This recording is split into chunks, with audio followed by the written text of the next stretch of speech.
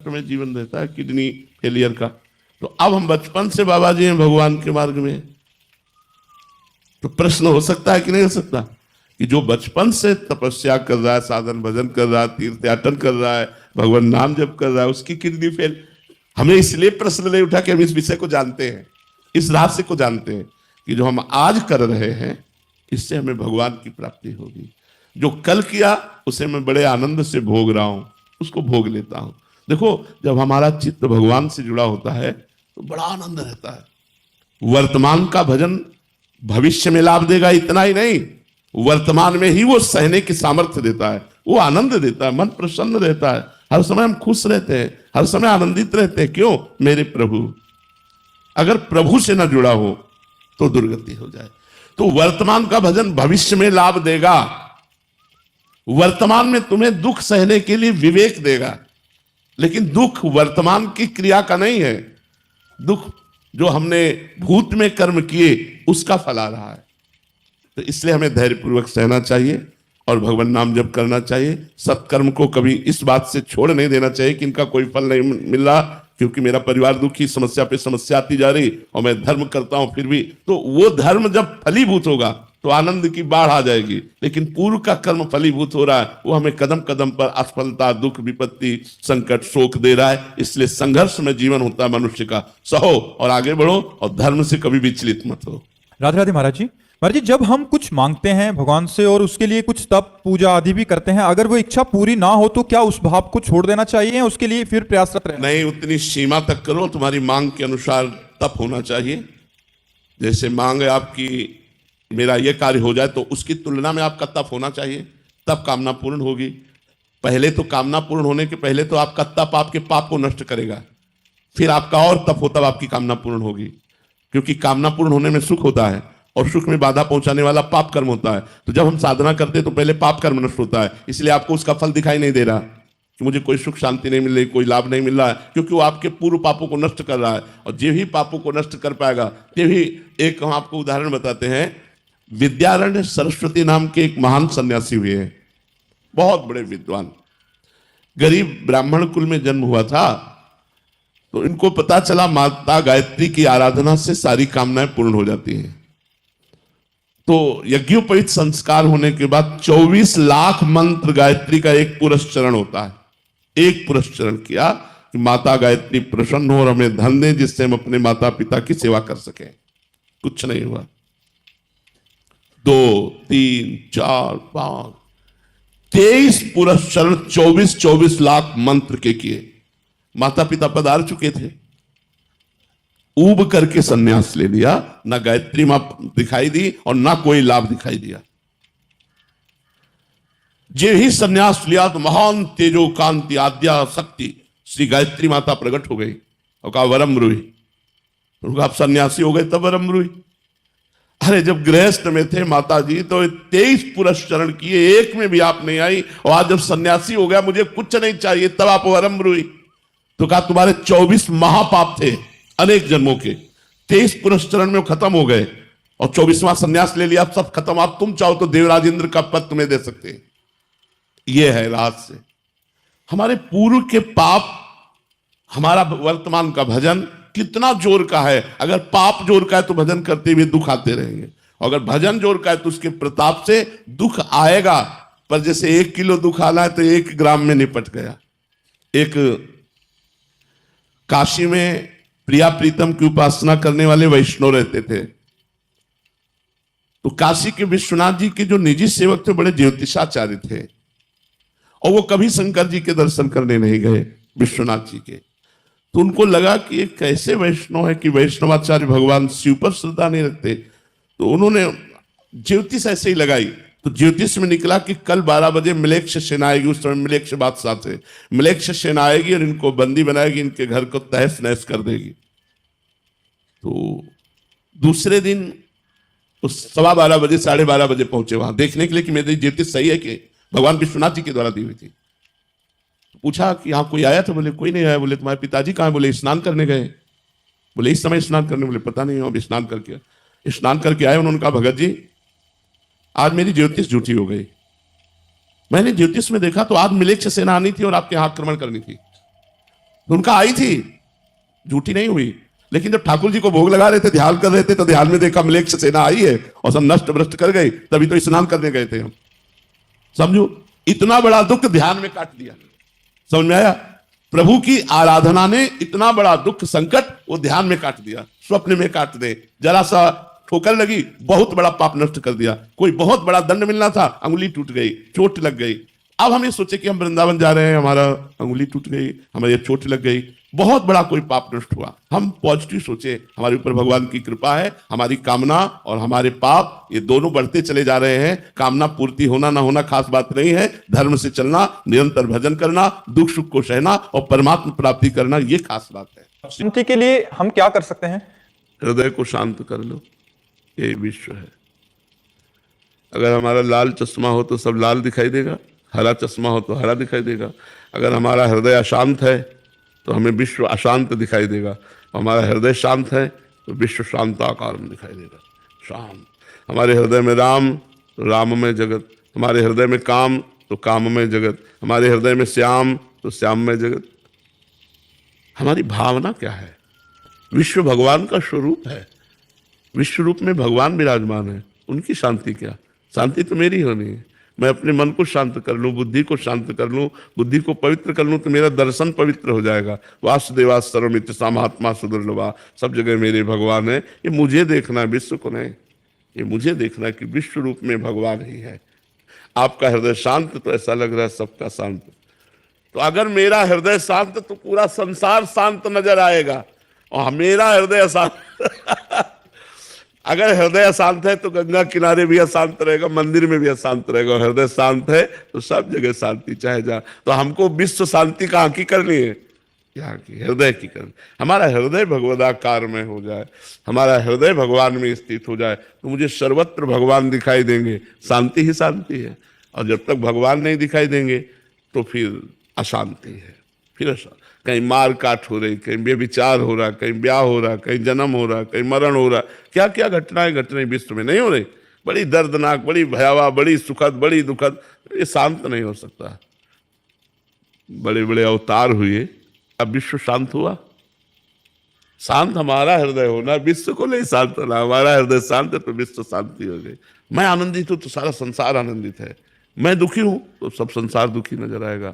मैं राम में तो जगत राम में, श्याम में तो श्याम में। यहां सुधरना है, चश्मा ठीक होना है। ये सब भगवान के स्वरूप है। तो चश्मा महाराज जी ठीक कैसे होगा? साधना, गुरु चरणों का आश्रय लेकर जब हम साधना करते हैं तब हमारी दृष्टि बदल जाती है।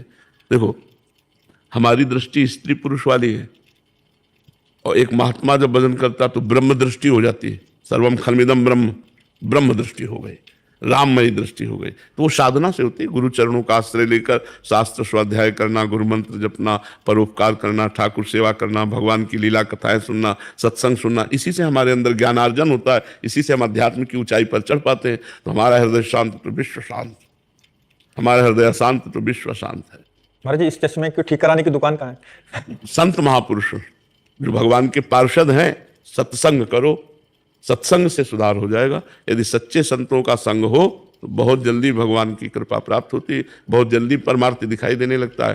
पर समस्या ये, पीछे वाले भी बैच में कहा कि आज सबके दिमागों में रुपया नाच रहा है, रुपया नाच रहा है। अध्यात्म या भगवान लक्ष्य नहीं है, लक्ष्य रुपया हो रहा है। सबके दिमाग में रुपया चल रहा है।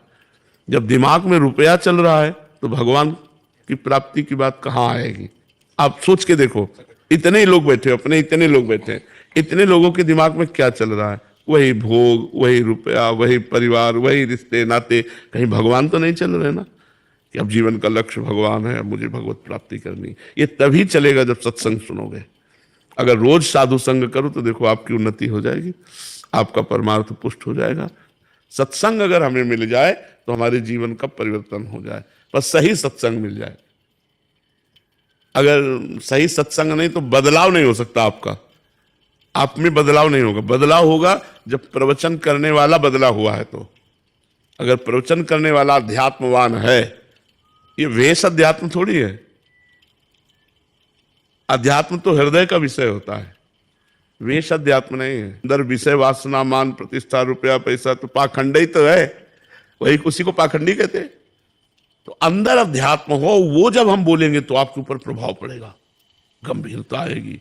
आज से कभी नहीं करूंगा, ऐसी बातें आएंगी, मन जलने लगेगा, अच्छे मार्ग में चलने लगेगा। इसीलिए संतों की महिमा भगवान ने स्वयं श्रीमुख से गान की है, भागवत में, रामायण में। पर संत संग मिलना बड़ा कठिन है। अगर संत संग मिल गया तो अमोघश्च, निश्चित भगवत प्राप्ति हो जाएगी, निश्चित कल्याण हो जाएगा। आज नहीं तो कल निश्चित। जैसे एक आदमी सोया हुआ है और सूर्योदय हो गया है, तो उसके लिए तो अंधेरा ही है। अब वो जब जगेगा तब देखेगा प्रकाश है। ऐसे संत कृपा हो चुकी, पर कुछ पाप जब उसके नष्ट होंगे भजन से, तब वो मानेगा कि हमारे ऊपर पहली कृपा क्या हुई थी, जीवन का हमारा बदलाव कहाँ से शुरू हुआ था, तब उसको अनुभव में वो कृपा मनाकर आगे बढ़े। जी, मैं बाहर से बहुत सौम्य और धार्मिक दिखता हूं, लेकिन मेरे भीतर अभी भी ईर्ष्या, क्रोध और घृणा के विचार चलते हैं। क्या मैं एक पाखंडी साधक हूं? इस दोहरे व्यक्तित्व नहीं, ऐसा नहीं है। दोहरा व्यक्तित्व तब मानते हैं जब हम बराबर अपने दोषों को ना पहचान करके उनको बनाए रखने की चेष्टा करते हैं। आप एक साधक है, निरीक्षण कर रहे हैं आप कि मैं बाहर बड़ा सौम्य और अच्छा व्यवहार करता हूं, अंदर हमारे अंदर राग द्वेष है, मलिनता है। ये बहुत अच्छी बात है कि आप स्वीकार करते हैं कि आपके हृदय में राग द्वेष है, मलिनता है। अब आप साधन में लगिए। जैसे हमारा मन है कि ये गंदी चीज खाएं, लेकिन आप खा नहीं रहे, तो पहला कदम तो हम जीत गए ना कि हम खा नहीं रहे। दूसरा कदम जो उसके खाने की चाहत है उसको मिटा देते हैं।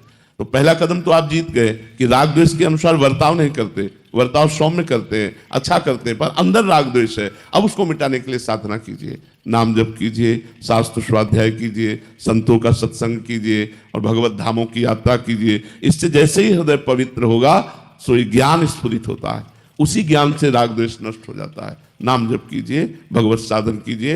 ये कोई पाखंड नहीं है, ये बहुत अच्छी बात है, क्योंकि आप अपने दोषों को जानते हैं, आप अपने दोषों को स्वीकार कर रहे हैं, इसलिए पाखंड नहीं है। दोषों को छुपाकर बनावटी नाटक करते हुए उस जीवन व्यतीत करना, ये पाखंड है। लेकिन साधक देख रहा है कि मैं दोषी हूं, मेरे अंदर ये दोष है और मेरा व्यवहार सही है, दोष अंदर है, ये प्रथम सीढ़ी है। द्वितीय सीढ़ी में अंदर के दोष भी नष्ट हो जाएंगे, चिंता नहीं करनी। राधे राधे महाराज जी। महाराज जी, धाम में आकर समझ आया कि सात्विक भोजन से भजन में बहुत सहायता मिलती है और मन में विवरे विचार भी कम होते हैं। महाराज जी, हम देश सेवा में रहते हैं, कई बार ऐसा भोजन बर्तनों में बना होता है, अभक्ष ना पाने पे भी महाराज जी ऐसे में हम अपने भजन को देखो, हाँ, हम समस्त जो राष्ट्र सेवा में सैनिक हैं, जो भी धार्मिक प्रवृत्ति से भगवत भाव से चलना चाहते हैं, उन सबसे प्रार्थना करते हैं कि आप जब रिटायर हो जाएं तब इन पवित्रताओं पर ध्यान दें। लेकिन जब तक आप तैनात हैं तब तक सबसे बड़ी पवित्रता आपकी है राष्ट्रीय सेवा।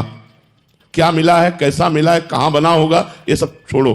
तुम सरकारी आदमी हो, तुम राष्ट्र सैनिक हो, पूरा देश तुम्हें नमस्कार करता है, क्योंकि तुम्हारे बाजुओं के बल से हम सुरक्षित हैं। संपूर्ण भारतवासी नमस्कार करते हैं, आदर करते हैं सैनिकों का। तो आपकी सबसे बड़ी पवित्रता है राष्ट्र प्रियता, राष्ट्र सेवा।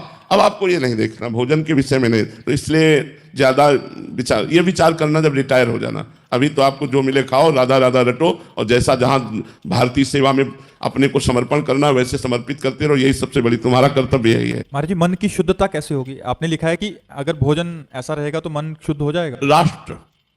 राष्ट्र सेवा, समाज सेवा, हम कह तो रहे, मान लो हम जितने भजन करने वाले हैं, हम तभी भजन कर पा रहे हैं, सुरक्षित हैं, जब ये वहां खड़े हैं छाती ताने हुए।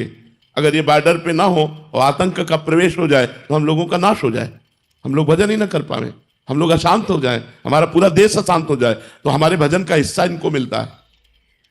समस्त देश के सत्कर्म करने वालों का हिस्सा इनको मिलता है, क्योंकि ये पूरे देश की रक्षा के लिए खड़े हैं। ये बहुत छोटा मोटा विधान नहीं, इनका बहुत ये सम्माननीय है, बहुत प्रशंसनीय है। जो वास्तविक हृदय से राष्ट्र सेवा में अपने प्राणों को बलिदान करते हैं, वो एक संत के समान ही गति प्राप्त करते हैं। जो ऐसे शरीर छूटता है तो राष्ट्रीय सेवक होने पर युद्ध में तो स्वर्ग जाता है, अगर राधा राधा कहते हुए शरीर छोड़ा तो भगवत प्राप्ति हो जाती है। इनके लिए राष्ट्र सेवा ही पवित्रता है, इसी से मन पवित्र रहेगा। और जो जैसा जो मिले राधा राधा बोलो और उसे पाओ और राष्ट्र सेवा में लगो। जितना समय मिले नाम जप करो, बस यही सबसे बड़ी आराधना है। और जब रिटायर हो जाओ तो पूरे नियमों को धारण कर लो। हवलदार MK सिंह जी, दिल्ली से।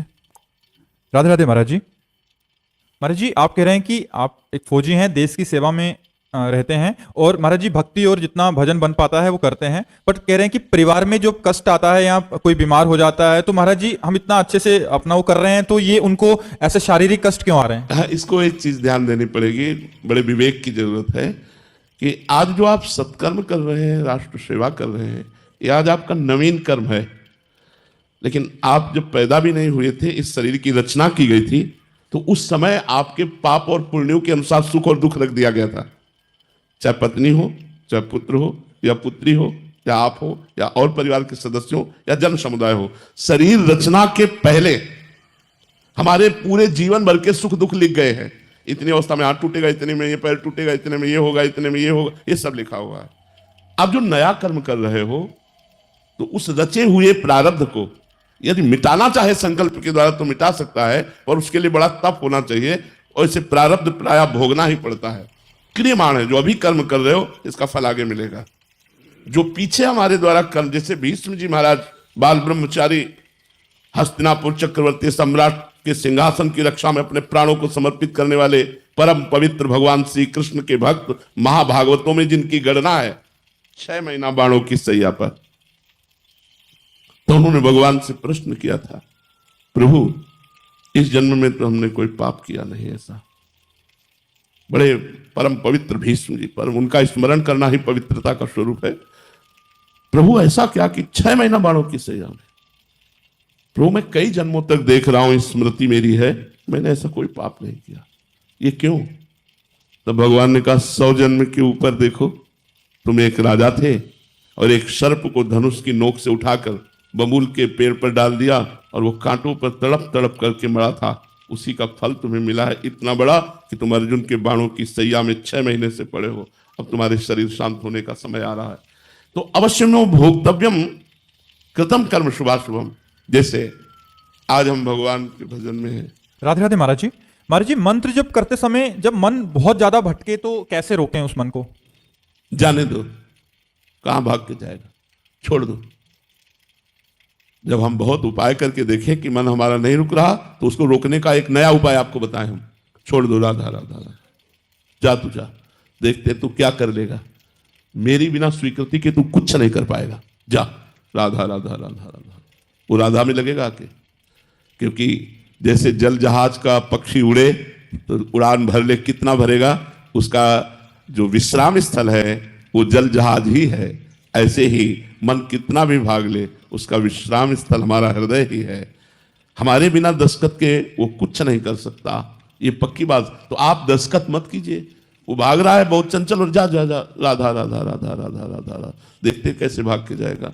जिह्वा से राधा राधा राधा राधा राधा राधा, अपने आप शांत हो जाएगा। दूसरा उपाय, जहां मन भाग के जाएगा वो कोई व्यक्ति होगा, वस्तु होगा, स्थान होगा, उस जगह भगवान को देखने की चेष्टा करो।